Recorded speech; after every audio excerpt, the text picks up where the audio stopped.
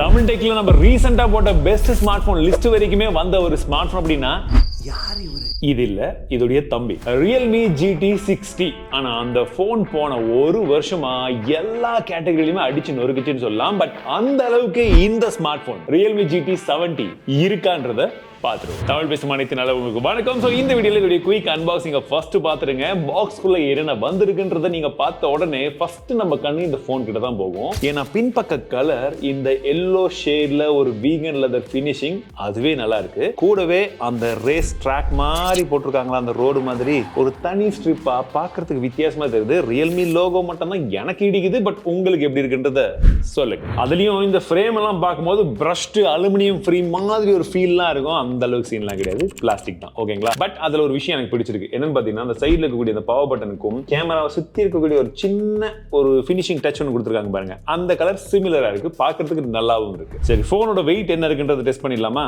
எனக்கு தெரிஞ்சு 187 கிராம் இருக்குன்னு நினைக்கிறேன். எவ்வளவு தம்பி? 207. பரவாயில்லையே, லைட் வெயிட்டா இருக்கிற மாதிரி இருக்கு. எங்க அந்த போனு கூட ஓகே. ஸோ இது GT7, இதோட வீடியோ வந்துடும், அதுவும் செக் பண்ணிக்கோங்க. சப்ஸ்கிரைப் பண்ணாதவங்க சப்ஸ்கிரைப் பண்ணி வச்சுக்கோங்க.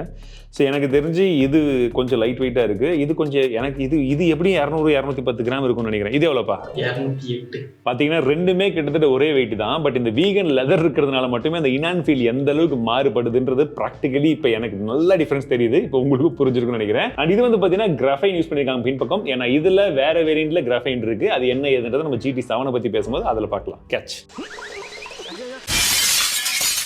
IP16 இருக்கா அப்படின்னு கேட்டீங்கன்னா, எஸ், இதுலயும் IP16 கொண்டு வந்திருக்காங்க. ஏன்னா பட்ஜெட் செக்மெண்ட்ல கொடுத்துட்டு இதுல கொடுக்கலனா எப்படியும் வாஷ் பண்ணி கீழே கொட்டிடுவாங்கன்றதுனால அவங்க கொடுத்துருக்காங்க. கார்னிங்குலர் கிளாஸ் 7i இருக்கு. சரி, சும்மா ஒரு டிராப் டெஸ்ட் பண்ணி பார்த்தலாமா? அங்க பாத்தீங்க வெயிட் டிஸ்ட்ரிபியூஷன் எந்த அளவுக்கு இருக்குதுன்னு உங்களுக்கே தெரியுதா?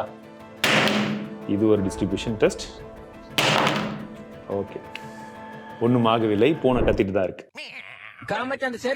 And after a long time HDR10 மற்றும் Dolby Visionக்கான சப்போர்ட் போன்ல இருக்கு. அண்ட் இது ரெண்டுமே நெட்ஃபிளிக்ஸ்லயுமே இருக்கு. 6000 nitsக்கான பீக் பிரைட்னஸ் கொடுத்திருக்கதா சொல்லியிருந்தாங்க. பட் நாங்க டெஸ்ட் பண்ணும்போது யூடியூப் மற்றும் நெட்ஃபிளிக்ஸ் ரெண்டுத்துலயுமே HDR கண்டென்ட் பார்க்கும்போது ரொம்ப நல்ல ஒரு வைப், அதாவது பார்க்கறதுக்கு நல்ல ஒரு கலர் குவாலிட்டி எல்லாமே நல்லா இருந்துச்சு. அண்ட் 1800 nitsக்கான HBM வந்து கொடுத்திருக்காங்க. நீங்க பீக்கை கம்பேர் பண்ணி இதை பார்க்கும்போது ரொம்ப கம்மி மாதிரி தெரியும். பட் இதுவே நல்ல ஒரு பிரைட்னஸ் தான். அவுட்டோர் இன்டோர்ல எந்த ஒரு பிரச்சனையும் கிடையாது. டைரக்ட் சன்லைட்ல விசிபிலிட்டியுமே நல்லா இருக்கு. ஆனா டிஸ்பிளேல பார்த்த உடனே எனக்கு பிடிச்ச விஷயம் பெசில்ஸ் ரொம்ப மினிமலா இருக்குங்க. கிட்டத்தட்ட பெசில்லெஸ் மாதிரி தான் வந்து தெரியுது. 6.8 இன்ச்க்கான ஃபுல் HD பிளஸ் ரெசல்யூஷன், நமக்கு 120 ஹெர்ட்ஸ்க்கான ரெஃப்ரெஷ் சப்போர்ட் பண்ணக்கூடிய ஒரு டிஸ்பிளே வந்து கொடுத்திருக்காங்க. LTPS display. சோ இந்த விஷுவல் எக்ஸ்பீரியன்ஸை சப்போர்ட் பண்றதுக்கு இதுல ஸ்பீக்கர்னு பாத்தீங்கன்னா கேட்டீங்கன்னா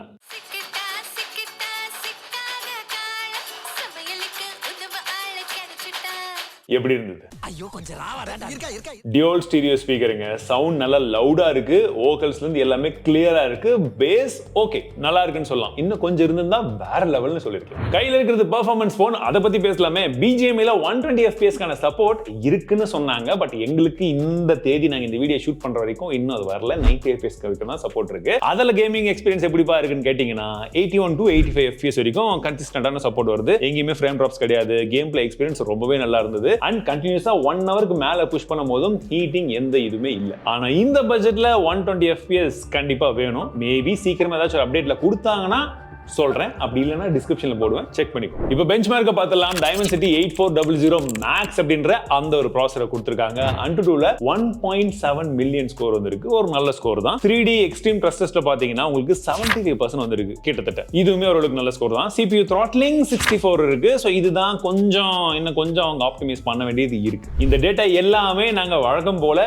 நார்மல் ரூம் டெம்பரேச்சர்ல தான் பண்ணோம். ஏசி இருந்தா கூட இந்த ரூம்ல டெஸ்ட் பண்ண மாட்டோம், வெளியே உட்கார்ந்தா வந்து டெஸ்ட் பண்ணோம். அந்த ஸ்கோர் மட்டும் உங்களுக்கு காமிச்சிருக்கேன். அண்ட் இது எந்த விதத்திலுமே ஸ்பான்சர்டும் கிடையாது. இந்த வீடியோக்கான ஸ்பான்சரே வழக்கம் போல நம்ம சூப்பர் டிடி ஹீரோஸ் தான். சோ முடிஞ்ச வரைக்கும் ஒரு லைக்கை கொடுத்து உங்க சப்போர்ட், உங்களுடைய ஸ்பான்சரை கொடுத்து. இப்போ திரும்ப தெர்மல்ஸ் பத்தி வந்துடலாம். ஏன்னா ஃபுல்லா இந்த அளவுக்கு பெஞ்ச்மார்க்ஸை கண்டினியூஸா ரன் பண்ணும்போது ஹீட் ஆகாம இருக்குமா? கண்டிப்பா ஹீட் ஆகும். அது எந்த அளவுக்கு போகுதுன்னு பார்க்கும்போது 46.7 டிகிரி செல்சியஸ் வரைக்கும் போச்சு. இந்நேரம் புஷ் பண்ணதுக்கு எப்படி 50 டிகிரியை தாண்டி இருக்கும். ஏன்னா நம்ம ரீசெண்டா போட்டு 10 நாள் ரிவ்யூ எல்லாம் பண்ணுவோம் இல்லையா? அதுல ரியல்மி இதெல்லாம் ஒரு டைம் சொதப்பி இருக்கு. ஸோ இதுல அந்த அளவுக்கு வராததுக்கான காரணம் என்னன்னா, சிங்கிள் யூனிட்ல ஒரு பெரிய வேப்பர் கூலிங் சேம்பர் கொடுத்துருக்கு. எனக்கு தெரிஞ்சு கேமரா தவிர இது எல்லா இடத்தையும் கவர் பண்ணிட்டு பாங்க நினைக்கிறேன். தனியா உட்கார்ந்து நார்மல் கேமிங் எல்லாம் உங்களுக்கு போர் அடிக்குதுன்னா கூடவே ஒரு அக்கா சப்போர்ட்டும் இருக்கும்.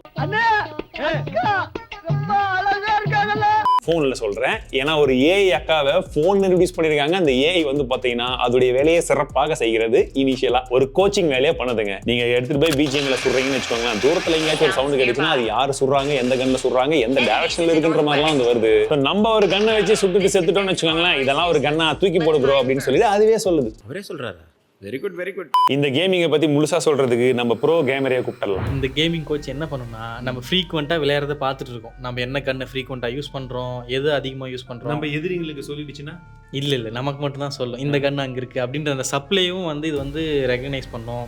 அண்டு ஃபுட் பிரிண்ட் எல்லாம் வந்து ரெகனைஸ் பண்ணி சொல்லும் அப்படின்னு சொல்கிறாங்க. இது வந்து ரொம்ப நாள் டெஸ்ட் பண்ண தான் தெரியும். அதுதான் இந்த கேமிங் கோச். அது இல்லாமல் ஒரு புது ஆப்ஷன் இன்ட்ரோடியூஸ் பண்ணியிருக்காங்க, கன்சிக்யூட்டிவ் ஸ்கில்ஸ் அப்படின்ற ஒரு பட்டன் வந்து இது வந்து கஸ்டமைசபிள் பட்டனு. இந்த பட்டனை யூஸ் பண்ணி நம்ம ஒரு சிங்கிள் டேப் பண்ணும்போது மல்டி டேப் பண்ணுற மாதிரி நம்ம செட் பண்ணி வச்சுக்க முடியும். கஸ்டமைஸ்டாக அது லாங் ப்ரெஸ் பண்ணுற மாதிரி செட் பண்ணி வச்சுக்க முடியும். இது வந்து ஸ்னைப்பர்லாம் யூஸ் பண்ணும்போது ஒரு சிங்கிள் கிளிக்கில் 8 புல்லட் வெளியே போகிற மாதிரி கூட செட் பண்ணிக்கலாம். அது வந்து யூஸ் பண்ணுறது நல்லா இருக்குது. இந்த மாதிரி நம்ம வந்து ட்ரிகர் இருக்கிற ஃபோனில் கேமிங் ஃபோனில் பார்த்தோம், இங்கே எடுத்துகிட்டு வந்தது நல்லா இருக்குது. ஏன்னா டெடிக்கேட்டடாக இருக்கக்கூடிய கேமிங் ஃபோனில் இந்த அளவுக்கு ஃபீச்சர்ஸ் கொண்டு வரல, இவங்க கொண்டு வந்துருக்காங்க. அது ஒர்க் ஆகுது தானே, ஒர்க்கும் ஆகுது. ஏன்னா யூஸ் பண்ணுறதுக்கு கஷ்டமாக இருந்துச்சு, ஆனால் ஒர்க் ஆகுது. இது சும்மா ட்ரெய்லர் தாமா அப்படின்ற மாதிரி இன்னும் நிறைய ஏஐ ஃபீச்சர்ஸ் ஃபோனில் கொடுத்துருக்காங்க இந்த யூஐயில். அதில் ஃபர்ஸ்ட் ஒன்று பார்த்தீங்கன்னா ஏஐ பிளானர்.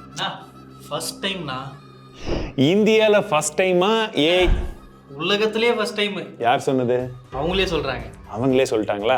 சரி, அவங்க சொன்னது உலகத்திலேயே ஃபர்ஸ்ட் டைம் இதை நாங்கள் தான் கொண்டு வந்திருக்கோம் அப்படின்னு சொல்லிட்டு அது என்னடா பண்ணணும்னு பார்த்தீங்கன்னா, இது ஒரு டிக்கெட் வருது, சினிமாக்கு போகிறதோ இல்லை கிரவுண்டுக்கு வாட் எவர் இட் இஸ், ஒரு டைமிங்கோட ஒரு ஷெடியூல் வருதுன்னு வச்சுக்கோங்களேன். ஜஸ்ட் நீங்கள் பின்னாடி டபுள் டேப் பண்ணீங்கன்னா போதும், பர்டிகுலர்லி அந்த இடத்த ஃபுல்லாக அனலைஸ் பண்ணுது. இப்போ ஒரு சின்ன எக்ஸாம்பிள் பாருங்க, இந்த மெயிலில் நான் அப்படியே டபுள் டேப் பண்ணுறேன்னா அப்படியே சுற்றி பாருங்க, கலர்ஃபுல்லாக என்ன பழசு. ஏன்னா கொஞ்சமா நியாயம் இருக்கானா? ஒண்ணுன்னா பரவாயில்ல, இருக்கிற எல்லாத்தையும் காப்பி எடுத்து வச்சிருக்கீங்களா ப்ரோ? இங்க பாருங்க ப்ரோ, எங்களுக்கு எவ்வளவு அழகா வந்துச்சு அந்த ஈவெண்ட், என்ன ஏது நீங்க ஆட் பண்ணுமா உங்க கேலண்டர்லன்ற அளவுக்கு வந்துருச்சு. அதுதான், அதுவும் காப்பி தானே. Dynamic calendar copy, back tap copy, Siri glow copy, எல்லாமே காப்பி. மற்றபடி ஆண்ட்ராய்ட் 15 மேலே Realme UI 6 தான் வந்து கொடுத்துருக்காங்க உங்களுக்கு. நம்ம இதற்கு முன்னாடி பார்த்த அந்த எல்லா விதமான ஏஐ ஃபீச்சர்ஸ் இதுலையுமே இருக்குது. அந்த சர்க்கிள் டு சர்ச், இமேஜை கட் பண்ணுறது, மாற்றுறது, இது எல்லாமே இருக்குது. அதில் இஷ்யூ இல்லை. ஆனால் முக்கியமாக இந்த Realme UIன்னும் போது நமக்கு என்ன ஸ்ட்ரைக் ஆகும்? ப்ளோட்வேர்ஸ். இதில் எவ்வளோடா ப்ளோட்வேர்ஸ் இருக்குன்னு பார்த்தீங்கன்னா 1 or 2 தான் இருக்குது. பட் அதையுமே நம்ம ரிமூவ் பண்ணிக்கலாம். ப்ளஸ் ஹாட் ஆப்ஸ், ஹாட் கேம்ஸுமே இல்லை. நானே எனக்கு கிள்ளி பார்த்துக்கிறேன். ஏன்னா ரீசெண்டாக கூட நம்ம இந்த UI ரிவ்யூ போட்டோம் பாருங்க, அதில் இந்த ப்ளோட்வேர்ஸை வச்சும் நம்ம ரேங்கிங் கொடுத்துருந்தோம். அதில் என்ன சொல்லியிருந்தாங்கன்னா, ப்ரோ அன்இன்ஸ்டால் பண்ணும்போது அது ஏன் ப்ளோட் வெர்ஷன் சொல்லலாம், அதை வச்சு ஏன் நீங்க ரேங்கிங் கொடுக்குறீங்க, அதை கொடுக்காம இருக்கலாமே கேட்டிருந்தாங்க. ஏன்னா நம்ம அந்த மாதிரி சொல்லி இது பண்ணும்போது தான் இப்போ பிராண்ட்ஸ் நோட்டீஸ் பண்றாங்க பாருங்க, இந்த மாதிரி இல்லாம கொடுப்பாங்க.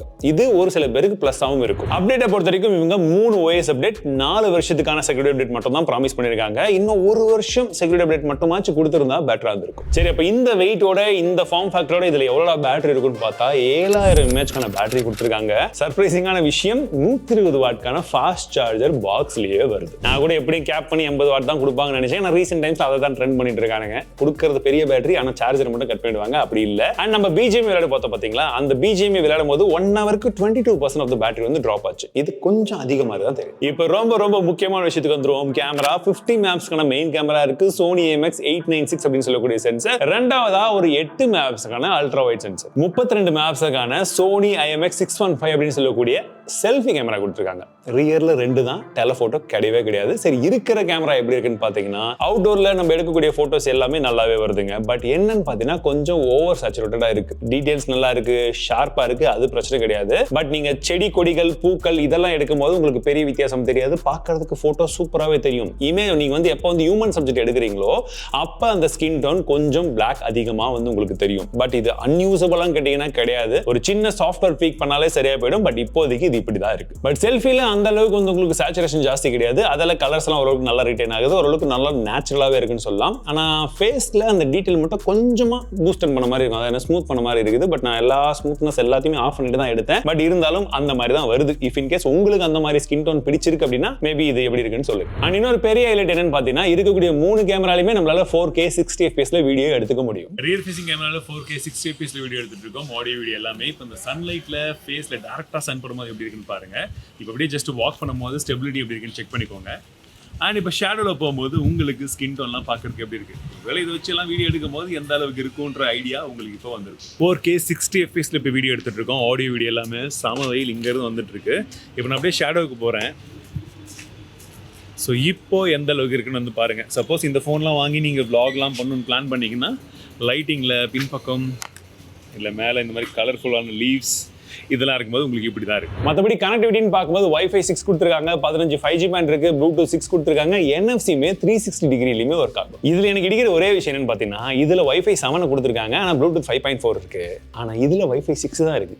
எனக்கு தெரிஞ்சு Wi-Fi 7 இதுல கொடுத்துருந்தா சூப்பரா இருந்திருக்கும், ப்ளூடூத்தை கம்மி பண்ணிட்டு கூட. ஏன்னா Wi-Fi 7 நமக்கு ரொம்பவே முக்கியம். ஏன் என்ன ஏது அந்த Wi-Fi 7 என்னன்னு தெரிஞ்சுக்கணும்னா நம்ம ஏற்கனவே வீடியோ போட்டிருக்கோம் எக்ஸ்பிளைன் பண்ணி. நிறைய பேர் இன்னும் அதை பார்க்கலன்னு நினைக்கிறேன், பாருங்க உங்களுக்கே புரியும். டியூவல் நானோ சிம்கான சப்போர்ட் கொடுத்துருக்காங்க. SD கார்டு வந்து உங்களால போட முடியாது. RAM மற்றும் ஸ்டோரேஜ்னு பார்க்கும்போது உங்களுக்கு 12 GB RAM, 256 GB ஸ்டோரேஜ், இதுதான் பேஸ் வேரியண்டா வருது. LPDDR 5X RAM type, UFS 4.0 storage டைப்போட இருக்கு. ஸோ பேஸ் வேரியண்ட் இந்த அளவுக்கு இருக்கிறது ஒரு நல்ல விஷயமா இருந்தாலும் பிரைசிங்கும் அதற்கேற்ப போன வருஷம் மாதிரியே கரெக்டா வச்சாங்கன்னா சூப்பரா இருக்கும். நான் இந்த வீடியோ பண்ணும்போது இன்னும் பிரைசிங் தெரியல, வரும்பொழுது நான் இங்க போட சொல்றேன், இல்ல டிஸ்கிரிப்ஷன்ல போட்டிருப்பேன். அந்த பிரைசிங்க்கு இந்த ஸ்மார்ட் போன் எப்படி இருக்குன்னு நினைக்கிறீங்க? ஒருத்தர் நினைக்கிறீங்களா? கமெண்ட்ஸ்ல சொல்லுங்க. And full in depth review வேணும்னா என்ன பண்ணணும் உங்களுக்கே தெரியும். வாழ்க தமிழ், வாழ்க டெக்னாலஜி.